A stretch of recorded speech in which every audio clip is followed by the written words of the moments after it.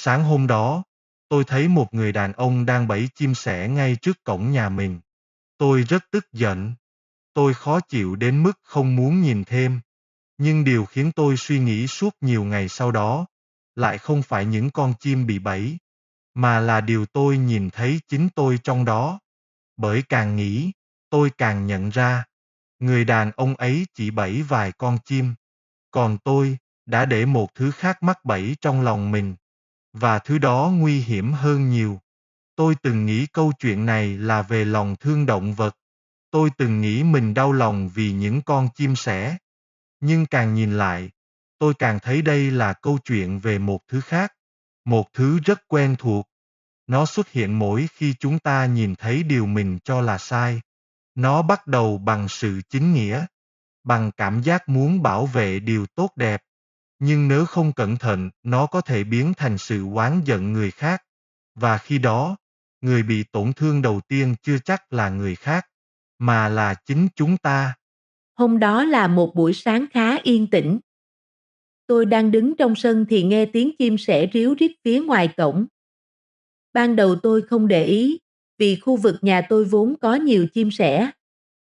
Chúng thường đậu trên hàng rào, trên những cành cây quanh hồ cá, hoặc bay xuống sân tìm thức ăn. Nhưng chỉ vài phút sau, tôi thấy có điều gì đó không đúng.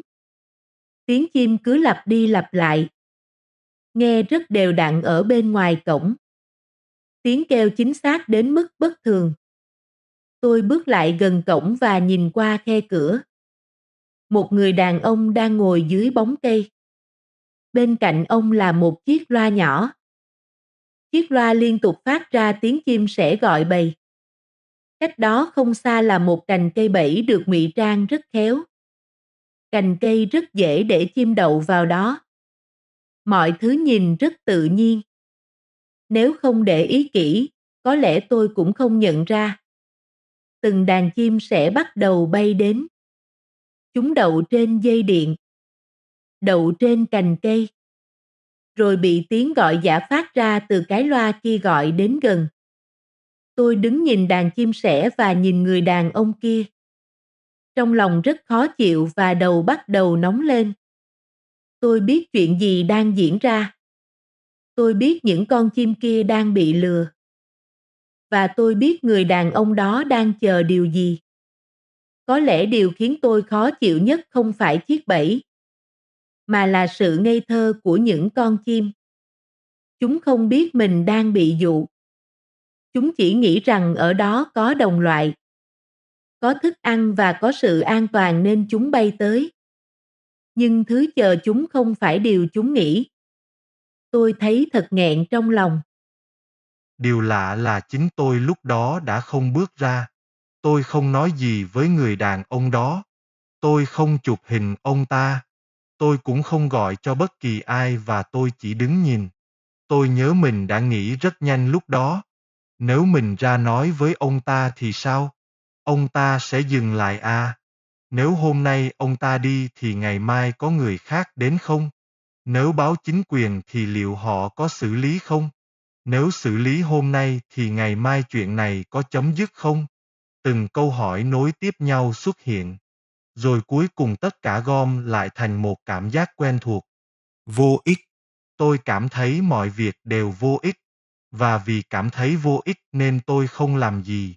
Ít nhất lúc đó tôi nghĩ như vậy. Tôi đóng cửa cổng lại thành tiếng kêu thật lớn và đi vào nhà. Nhưng thật ra tôi không hề bỏ được chuyện đó ra khỏi đầu. Ngược lại, nó bắt đầu lớn dần lên, theo một cách mà tôi không ngờ tới. Tôi bắt đầu nghĩ về người bẫy chim. Tôi không thích việc ông ấy làm. Thậm chí phải nói thật là tôi ghét việc đó. Tôi nghĩ đến những con chim bị nhốt trong lồng. Tôi nghĩ đến nỗi hoảng loạn của chúng. Tôi nghĩ đến việc một sinh mệnh đang bị biến thành công cụ kiếm tiền. Và trong lòng tôi xuất hiện sự phẫn nộ. Điều đó hoàn toàn dễ hiểu. Có lẽ nhiều người cũng sẽ cảm thấy giống tôi. Nhưng rồi tôi nhận ra một điều.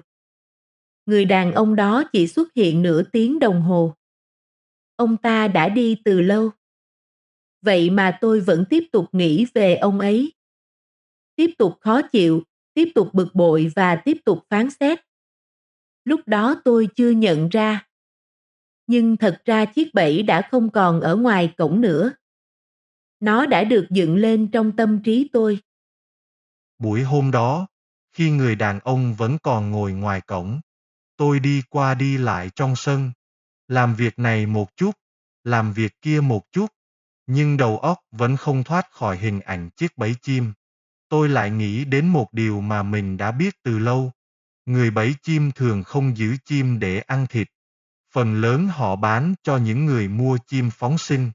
Nghĩ đến đó, tôi lại thấy khó chịu thêm một tầng nữa.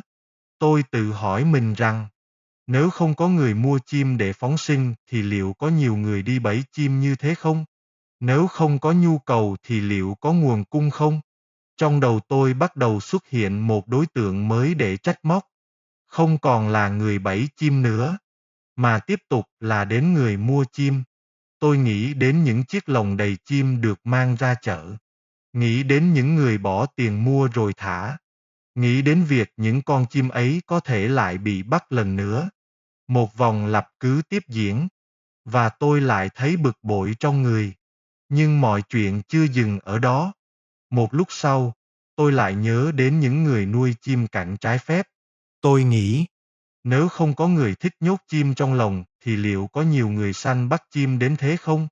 Rồi sự khó chịu lại tăng thêm một chút. Chiều hôm đó, tôi đi dạo quanh vườn, nhìn những tán cây nơi lũ chim vẫn thường đậu. Bất chợt tôi nhớ đến chuyện xảy ra cách đây vài năm.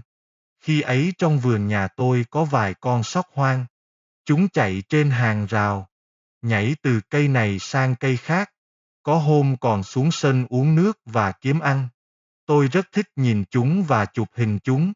Rồi một ngày nọ, chúng biến mất. Sau đó tôi mới biết có người trong xóm đã đặt bẫy. Tôi không tận mắt chứng kiến, nhưng chỉ cần nghĩ đến thôi tôi đã thấy khó chịu.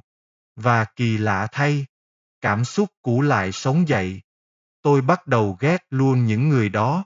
Những người đã bẫy những con sóc. Những người đã giết những con vật vốn chẳng làm hại ai. Lúc ấy tôi không nhận ra. Nhưng cơn ghét trong tôi đang làm một việc rất kỳ lạ. Nó liên tục đi tìm thêm đối tượng. Giống như một ngọn lửa cần nhiên liệu. Cứ cháy hết chỗ này lại lan sang chỗ khác. Từ người bẫy chim, đến người mua chim, rồi đến người nuôi chim, và người bẫy sóc. Người này, đến người kia. Danh sách ấy cứ dài thêm. Trong khi bản thân tôi thì ngày càng nặng nề. Đến buổi chiều, người đàn ông đã đi mất. Chiếc loa cũng không còn ngoài cổng. Ngoài vườn lại trở về yên tĩnh như mọi ngày. Vài con chim sẻ đậu trên hàng rào. Chúng nhảy qua nhảy lại. Thỉnh thoảng cúi đầu tìm thứ gì đó dưới đất. Khung cảnh rất bình thường. Nhưng trong lòng tôi thì không bình thường. Tôi chợt tự hỏi, suốt từ sáng đến giờ, thứ gì đang lớn lên trong mình? Có phải đó là lòng thương không? Hay sự phẫn nộ? Tôi nghĩ rất lâu về câu hỏi đó. Nếu thật sự là lòng thương những con chim sẻ, thì lẽ ra tôi phải thấy nhẹ nhàng hơn. Nhưng thực tế lại ngược lại. Tôi đang nặng nề hơn, căng thẳng hơn và khó chịu hơn. Vậy thì có thật là tôi đang bảo vệ những con chim không? Hay tôi đang nuôi dưỡng sự tức giận của chính mình? Câu hỏi đó làm tôi khựng lại. Bởi nó không dễ trả lời. Tôi biết mình thương những con chim. Điều đó là thật. Tôi cũng biết việc săn bắt động vật hoang dã là điều khiến tôi đau lòng. Điều đó cũng là thật. Nhưng bên cạnh những điều thật ấy, có một điều khác cũng đang tồn tại. Đó là sự oán trách. Và sự oán trách ấy đang lớn lên rất nhanh. Nhanh hơn cả lòng thương. Tôi bỗng nhớ đến một điều mình từng trải qua nhiều lần trong cuộc sống. Có những lúc tôi phản đối một điều sai. Ban đầu xuất phát từ thiện ý của mình. Nhưng nếu không để ý, tôi lại dần bị kéo vào sự phán xét người khác. Ban đầu là phản đối hành vi của người khác. Nhưng sau đó là ghét con người. Rồi cuối cùng là ghét luôn tất cả những ai có liên quan. Giống như một vòng xoáy. Vòng xoáy càng rộng. Khi càng rộng thì càng khó dừng lại. Có đúng vậy không? Rồi một câu hỏi khác xuất hiện. Và lần này nó khiến tôi im lặng rất lâu. Tôi đang đứng về phía những con chim, hay tôi đang đứng về phía cơn giận của mình? Thoạt nghe câu hỏi đó có vẻ kỳ lạ, nhưng càng nghĩ tôi càng thấy nó quan trọng, bởi hai thứ ấy không hoàn toàn giống nhau. Nếu tôi đứng về phía những con chim, tôi sẽ muốn tìm cách giúp đỡ, tôi sẽ muốn giảm bớt tổn thương, tôi sẽ muốn giữ cho lòng mình vẫn còn sự thiện lương. Nhưng nếu tôi đứng về phía cơn giận, tôi sẽ chỉ muốn tìm thêm người để ghét, tìm thêm người để trách, tìm thêm lý do để khẳng định rằng mình đúng. Tôi nhìn lại cả một ngày của mình. Người đàn ông bẫy chim chỉ xuất hiện một lúc, nhưng tôi đã dành hàng giờ đồng hồ để nuôi dưỡng sự khó chịu. Ông ấy đã rời đi, còn cơn giận trong tôi thì vẫn ở lại. Tôi bỗng thấy một nghịch lý, đó là tôi muốn bảo vệ các sinh mệnh. Nhưng trong quá trình đó, tôi lại đang làm tổn thương chính tâm mình. Tôi muốn phản đối sự sát hại, nhưng tôi lại để sự phẫn nộ chiếm lấy phần lớn suy nghĩ của mình. Đó là lúc tôi nhận ra, điều khiến tôi đau nhất không phải người đàn ông ngoài cổng, mà là việc tôi nhìn thấy một mặt khác trong chính mình, một mặt mà trước đó tôi không muốn nhìn kỹ. Sau này nghĩ lại, tôi thấy chuyện đó không chỉ xảy ra với chim, không chỉ xảy ra với động vật. Nó xuất hiện ở rất nhiều nơi trong cuộc sống. Chúng ta nhìn thấy một người cư xử không đúng, rồi ta bắt đầu ghét họ. Sau đó ghét luôn những người giống họ. Rồi ghét luôn cả một nhóm người. Ghét luôn cả một tập thể, một cộng đồng, một quan điểm, một cách sống. Ban đầu chỉ là một điều nhỏ, nhưng dần dần nó mở rộng. Giống như vết dầu loang trên mặt nước. Có những người bước vào mạng xã hội với mong muốn bảo vệ điều đúng. Nhưng sau nhiều năm, điều còn lại trong họ chỉ là sự tức giận. Có những người xuất phát từ lòng tốt, nhưng càng về sau càng sống trong tâm trạng đối kháng. Tôi không nói rằng chúng ta phải chấp nhận cái sai, cũng không nói rằng thấy điều sai thì cứ im lặng. Điều tôi nhận ra là phản đối cái sai và nuôi dưỡng sự oán ghét là hai việc khác nhau. Chúng có thể bắt đầu từ cùng một điểm, nhưng dẫn đến hai nơi rất khác. Có phải vậy không? Khi đến chiều muộn, tôi ngồi bên hồ cá, mặt nước vẫn rất yên. Những con cá bơi chậm rãi dưới làn nước trong. Vài con chim sẻ lại đậu trên hàng rào. Chúng không biết sáng nay đã xảy ra chuyện gì. Không biết ai đúng, ai sai. Không biết ai đang ghét ai. Chúng chỉ sống, chỉ kiếm ăn, chỉ cất tiếng hót rồi bay đi. Tôi nhìn chúng rất lâu, và bất giác thấy lòng mình dịu xuống. Tôi nhận ra rằng, điều tôi muốn bảo vệ không chỉ là những con chim, mà còn là khả năng giữ được sự thiện lương trong chính mình. Bởi nếu vì ghét cái ác mà mình trở nên đầy oán giận, thì có điều gì đó đã lệch đi mất rồi. Có phải vậy không? Tôi không đồng tình với việc bẫy chim. Điều đó không thay đổi.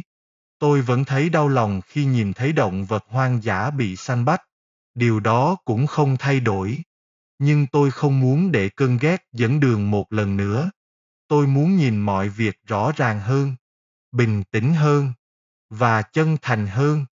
Hôm đó, người đàn ông bẫy chim chỉ xuất hiện trước cổng nhà tôi nửa tiếng đồng hồ. Nhưng nhờ ông ấy, tôi nhìn thấy một điều trong chính mình. Có những lúc điều cần được cứu không phải một con chim, mà là trái tim của chính mình đang dần trở nên cay đắng và chua xót. Có những lúc chiếc bẫy đáng sợ nhất không nằm ngoài khu vườn, mà nằm trong tâm của chính chúng ta. Và tôi biết, mình vẫn còn phải học cách nhận ra cái bẫy mỗi ngày.